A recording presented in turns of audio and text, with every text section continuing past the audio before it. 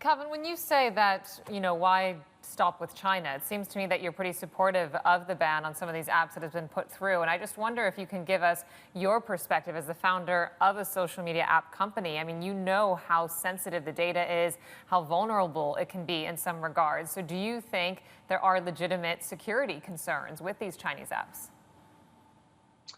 Oh, absolutely. Think about it. These apps have wiggled their way onto hundreds of millions of users, smartphone users in India. And as people use these services, where's the data going? It's likely going back to China. And so, what happens with that data? That's a big question mark, and it applies to all the applications that are building, for inside India. So, I think it's definitely a big concern. It's definitely a big security concern. It's definitely a big user privacy concern. And I think that this is the hopefully the first step to address that sort of pillar for all the hundreds of millions of smartphone users in this country.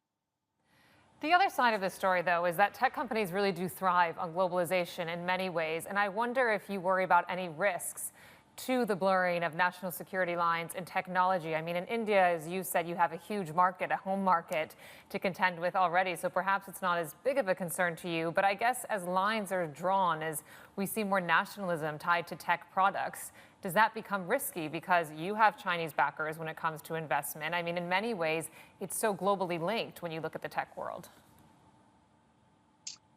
I think capital and ownership are significantly different topics. Having a investment that in a minority way in a company signals something very different from a Chinese company owning a significant stake in a business or actually owning the company. If a Chinese company owns more than 25% in a business, it gives it certain rights. If it owns more than 50%, it owns the entire company.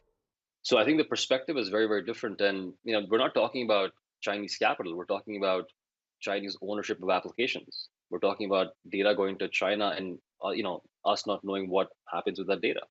And so as far as Hike is concerned, Hike is a completely independent company from Tencent. The fact that we have an investment does not change that. It's a very minority investment.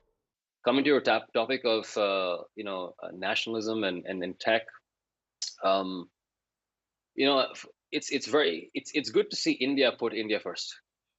And honestly, it's about time. And I'm so excited. I'm not the only one. There's so many of us that are thrilled that finally we have the Prime Minister Modi coming out and sort of launching and announcing the Atmanirbhar sort of Bharat scheme.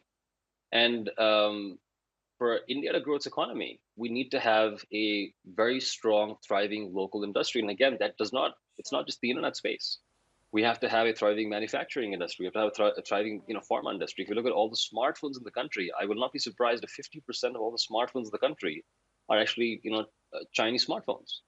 And when you have a market, a home market where you've grown very big, it's very easy to come to other countries and oversupply those countries with products and significantly lower the prices and possibly Right. destroy the local ecosystem. We've seen that happen with Indian smartphone makers in the last couple of years. So I think Sure. we really believe it's a step in the right Right. direction.